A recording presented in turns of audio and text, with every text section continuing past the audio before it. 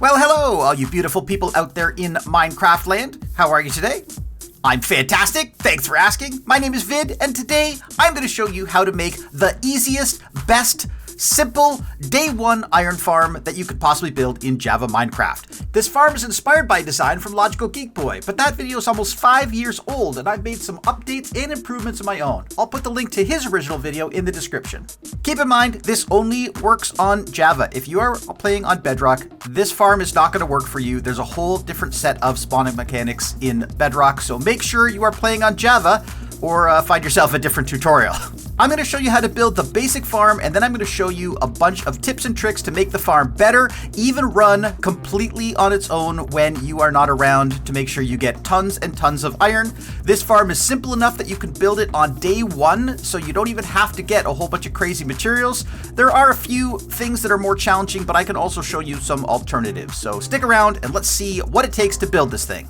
Everything you're going to need to build it is in this chest. Now, don't get discouraged. I know it looks like there's a lot of stuff, but really everything you're going to need is in the top 3 rows here. You're going to need 2 stacks of building blocks, probably slightly less than that, but it doesn't hurt to have a few extras. You're going to need 6 beds. You're going to need 6 signs. I used oak signs. You can use any type of sign. You're going to need a stack and a half of glass, probably slightly less than that again, but a little extra doesn't hurt. You're going to need 5 water buckets. This can be 1 bucket of water and 5 or 4 empty buckets. You know, it's up to you. Also, lava. You're going to need 2 lava buckets or lava sources. You can use the same bucket. We'll get to that later. You're also going to need, and this is the hard one, 1 piece of soul sand, but you don't necessarily need that soul sand. If you don't want to make a trip to the nether, you don't have to. You can use a cobblestone wall instead, and I'm going to show you exactly how to do that when we get to that point in the farm. You're also going to need a few stacks of building block temporary blocks. These aren't really going to be used in the build, but just something that you can build with quickly and then break and get rid of. Also 2 trapdoors. Again, they won't be used in the final design, but it's easier to use them to help you get the zombie in place and things like that. Other things that are going to help you out, we are going to be bringing a zombie into this farm, so if you have a name tag and an anvil, that would be beneficial. Not necessary though. If you find yourself a zombie that can carry an item, you don't have to name tag it, it won't despawn. We're going to be moving a bunch of villagers into this farm, so 6 villagers. So we're going to need a few boats, maybe a few leads as well. But again, optional. There are different ways you can transport villagers, but this is probably going to be the easiest one for you. Now, I haven't really built a collection system for this farm, but if you do want to build a collection system, there are hoppers and chests that you can get access to. To make collecting really simple, you're going to want to get some powdered snow or cobwebs, and I'll show you exactly why you need those. Again, you don't need them, not necessary, but those are good options. Wouldn't hurt to have some torches as well, just to make sure that the whole build stays lit and you don't end up spawning mobs, especially at night.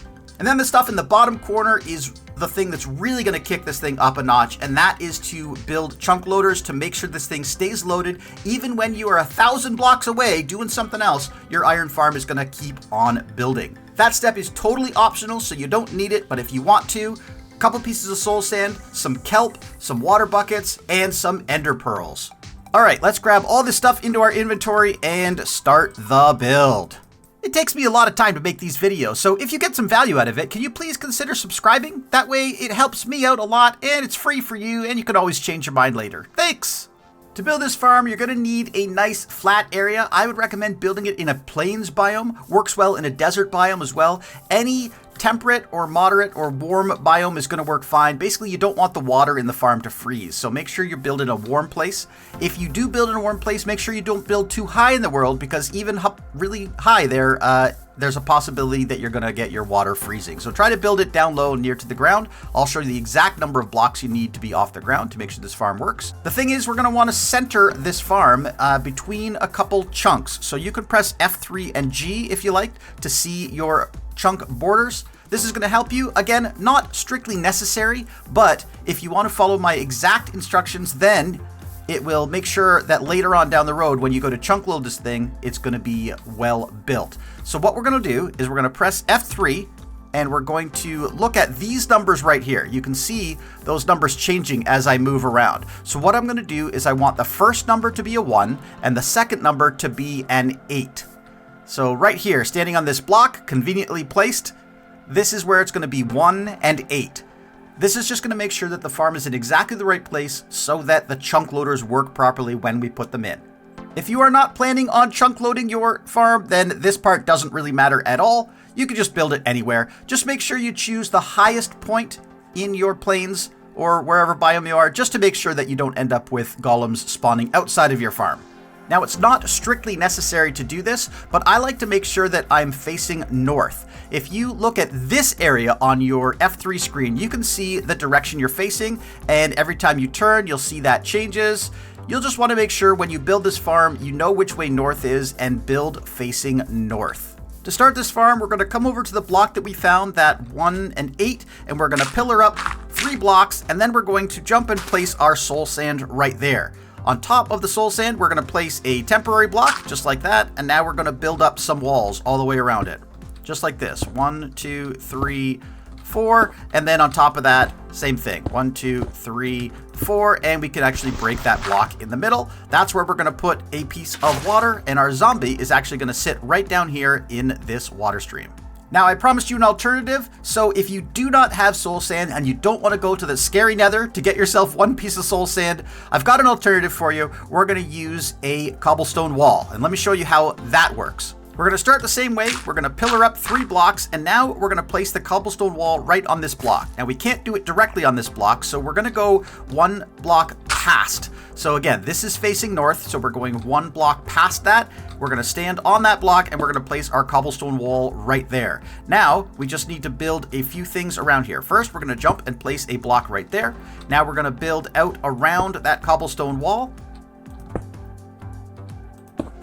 And we're going to need to put some extra space right here and here and here, because we need 2 blocks for water to flow this time. So let's build this up to high, just like that. We're going to place our water right there on top of the cobblestone wall, just so that it flows in this direction. And now we can build this up. So we're up 2 blocks here, and then just close that in. So the zombie is still going to stand right in this spot here, but now the water is flowing, and that's what makes the zombie bob up and down. All right, now that you've seen the way with the cobblestone, I'm going to go back to the soul sand version just because I think it's a little bit easier this way. On top of everything you've built, just put 4 glass blocks. This is just to make sure we're going to contain everything and that there's no spawnable spaces for iron golems. If you've got extra blocks down below, make sure you cover them in glass so that there's nowhere an iron golem can spawn. Okay, now make sure you know which way is north. In my case, north is straight ahead of me here, so I'm going to build out to the sides. And I'm going to go out 5 temporary blocks. 1, 2, 3, 4, 5. On this end block, I'm going to go out 2, and then 2 on the other side as well. And now I'm going to make a little bit of a fork, just like this, and like this. So you should see this. That's 1, 2, 3, 4. Then the 5 and the 6 blocks are here with the extra fork. And I'm going to do that exact same thing on the other side as well. Just like that. Now we have these forks on both sides. We're going to take our beds and we're going to place them so that the pillows are facing away from us. 1 there, 1 there, and 1 there. And then, of course, on the other side, exactly the same thing. You're going to find that this farm is actually very symmetrical. So 1, 2, 3 beds. Okay, now we need to build the upper layers. All right, let's make sure we know where north is again. This is north right here, so I'm going to go over to this side. I'm going to start on this block right in front of the bed, and I'm going to pillar up 3 blocks. 1, 2, 3, just temporary blocks. Then I'm going to place a permanent building block right there. In front of that, I'm going to place 1 block, and then I'm going to come to the other side and go 3 blocks back, making a total of 5. Now I'm going to extend this platform out 3 blocks completely, and then I'm going to fill it all in so we have a 5x4 platform. Now let's come back to what will be the front of the farm over here. And in this front corner, we're going to place 4 blocks just like that. And then we're going to come around the side and we're going to place 5 blocks just so that we complete this whole thing with glass. Make sure you leave this open and don't put glass on the other sides as well. Now we're going to come over here. We're going to place a temporary block on the side. Then up on top of that, and we're going to surround the entire box in cobblestone, or whatever our building block is, just like this. All right, now we can break out this temporary block right here, and we are almost ready to put in the water, but we do need to put some glass on top of this. So across the entire top of the thing, let's just put glass to cover up all of these surfaces because we don't want any of these things to be spawnable. In the front corner over here where the hole is, we're going to place 2 blocks of glass there, and we're going to place another 2 blocks of glass right there, then jump down inside. Now we want to take our signs, and we're going to place 1 sign right here, and then we're going to place a sign up here, and then we're going to place a sign up here. That's going to allow a little holding cell that we can place one of our buckets of lava in right there. That's going to hold that completely in place. Make sure you have fire tick turned off, by the way, or use crimson signs, otherwise these signs might burn, and that could be a bad thing. In testing this, I discovered that if you use a lightning rod facing up in this exact spot right here, it has to be facing up, and 2 copper trapdoors facing out like this, and again, they have to be on the top and they have to be open, then you don't need to worry about fire tick being off. So if you can't turn fire tick off on your server, copper will save the day. Now we're going to turn around, and in the opposite corner, we're going to place a water bucket right there. Now you'll notice that the water bucket does not go all the way to the hole where we need it to go here. So what we can actually do is place a second bucket of water right here. Now keep in mind this is the long edge here, right? There's a long edge and a short edge. This one is 5 blocks, this one is 6. So make sure you're on the 6. Place a second water bucket right here. Now, technically speaking, this block in the corner here doesn't really flow very well. It does flow though, but it is going to provide enough momentum to actually get your iron golems to come all the way over here under this lava, and this is where they will burn. All right, now you can use a temporary block to get out, and then just break that once you're out. And now we're ready to actually do the other side. We can actually break out these 3 temporary blocks now. We don't need them anymore. And we're going to come over here and do the other side. So just like we did on that side, we're going to go up 3 blocks. Then we're going to place our cobblestone, and we're going to fill out this exactly the same way with 1 block back, and then 3 blocks this way, and then fill this out 3 blocks so that we have a 5x4 platform, and let's fill that all in as well. Just like we did before, we're going to come to the front, and we're going to place 4 glass blocks along this side, leave the gap, and then 5 glass blocks along this side. Now we're going to surround the whole thing in walls, cobblestone, and glass the same way we did before. And just like we did before, we're going to come to the spot where the hole is. We're going to place 2 additional glass up here, 2 additional glass here. Now we're going to do the sign, and the sign, followed by the lava right up there. Now we're going to come to the opposite corner, place in the water, and again, along the long side, place the second bucket of water. So we have 2 side by side here. That's going to push everything over into this corner, and we're done with the upper part of the farm.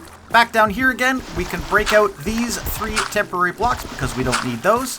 Now we're going to come over to the middle, and we're going to place down a trapdoor. Hold down shift and place that trapdoor on the top of this glass block just to put it right there. This is going to be a temporary trapdoor, but we need it for the next part. So let's just pillar up 2 blocks, place a cobblestone, and then place a glass block just to make sure that nothing spawns on top of that. Then you can jump back down again and get rid of those 2 dirt blocks.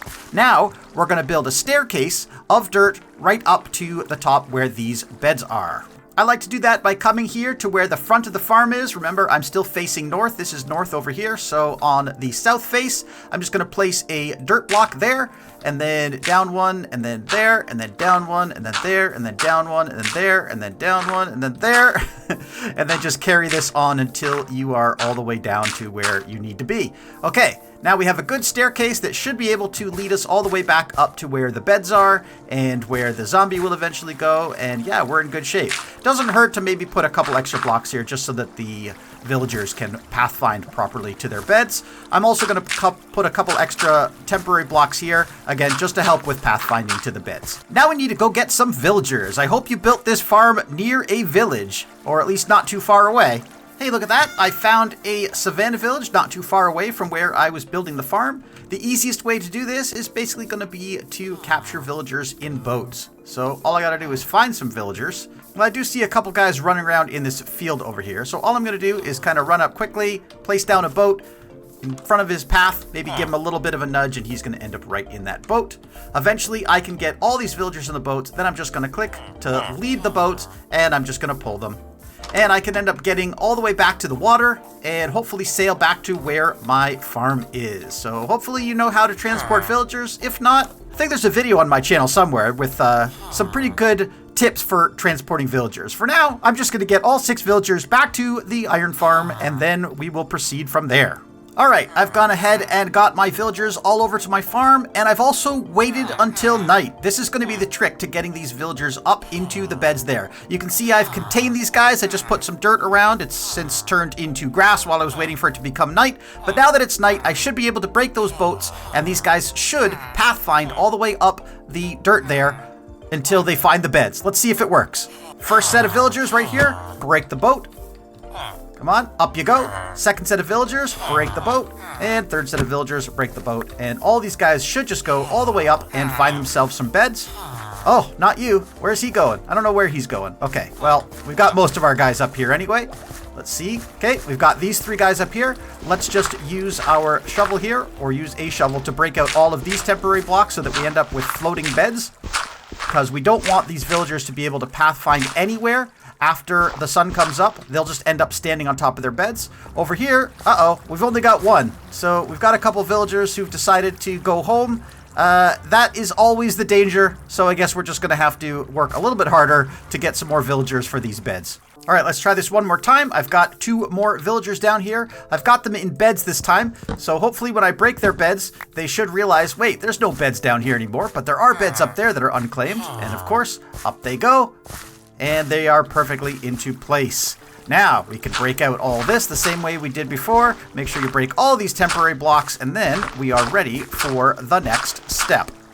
As you can see, it is back to day now, and all of my villagers are standing in place on their beds, ready for the next step. And we are also ready for the next step. So what we're going to do is we're going to climb back up this staircase, which we left here. We did leave some temporary blocks around here. That's great. The first thing you're going to want to do is come to the back of the farm here, and we're just going to extend this by like 3 or 4 blocks. Something like this. Doesn't really matter how far you go. We basically just want some distance to run away from a zombie, because we're going to have a zombie chasing us in a minute. This is, in my opinion, one of the coolest hacks you will ever see. We're going to place a block there, and we're going to place a block or a trapdoor right on the end of that block, and then break the temporary block out.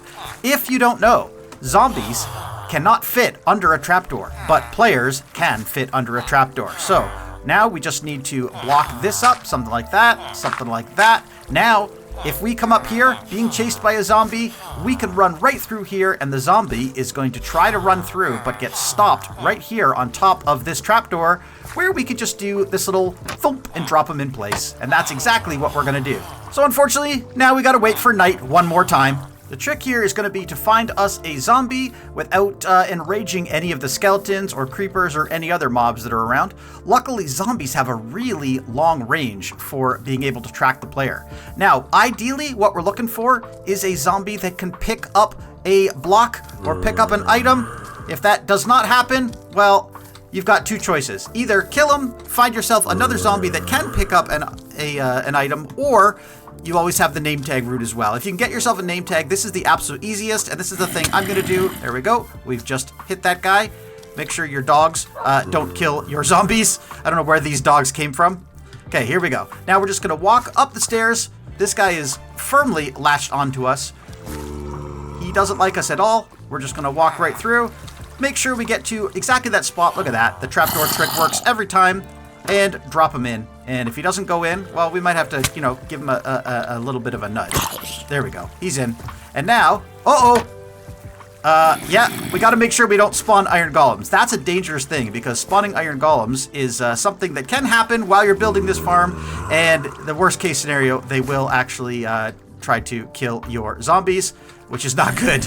Unfortunately, any iron golems that do spawn while you're building this farm, you're gonna have to get rid of them. That's just the unfortunate reality. Otherwise, new iron golems will not spawn. So luckily, I have myself a safe place to do that. I'm just gonna stand on this side and just whack this guy a couple times, and then hopefully he'll be taken care of pretty fast. All right, once you've taken care of the iron golem, we can tear down all of this temporary stuff here.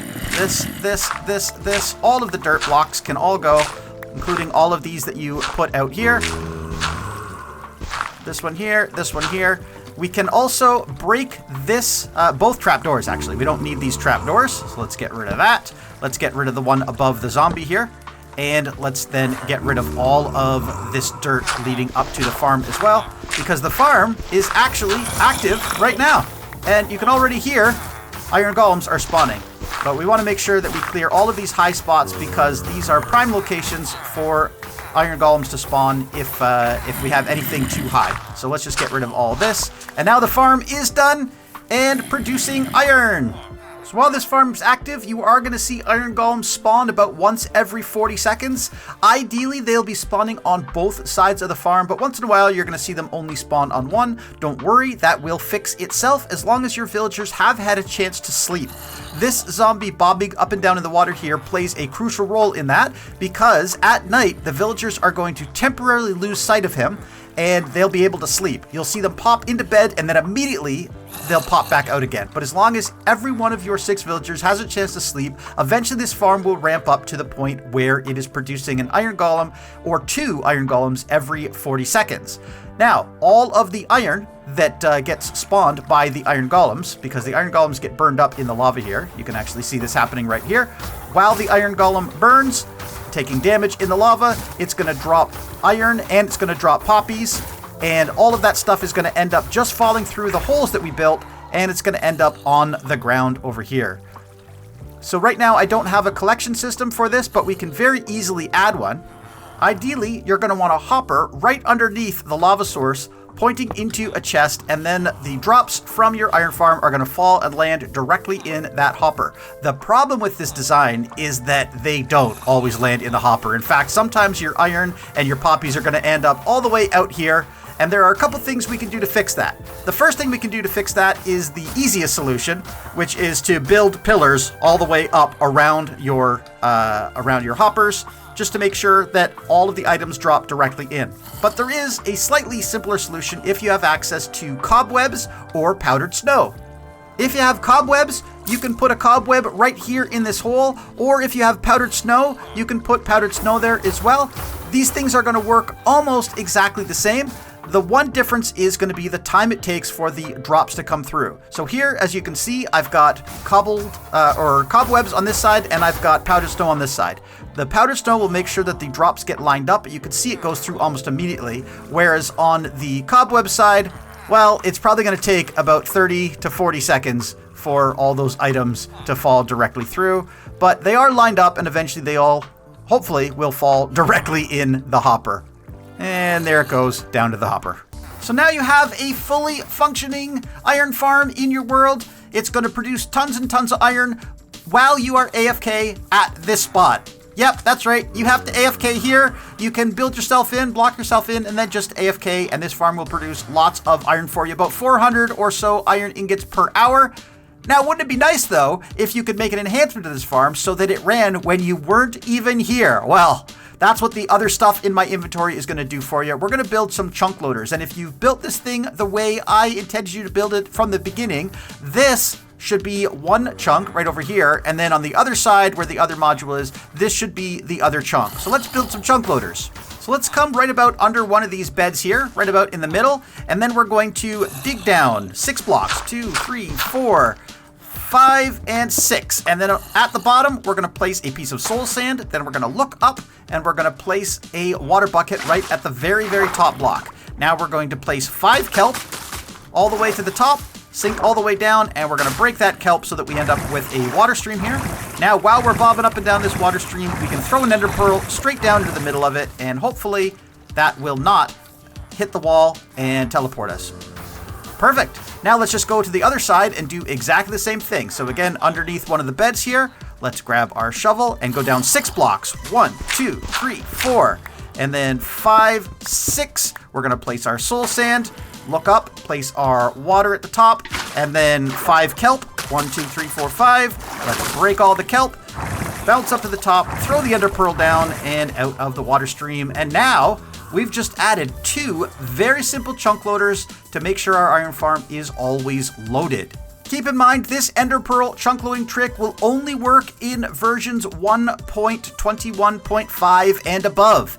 This will not work in 1.21.4 or any version below it because random ticks do not happen in those versions, and you do require random ticks for an iron farm to work. So this is going to work in your world. You can have it chunk loaded, you could leave, you could be anywhere in your world, and as long as you are logged on somewhere on the server, your iron farm is going to continue to work for you, produce iron, and it should work at a rate exactly the same as if you were standing there AFK.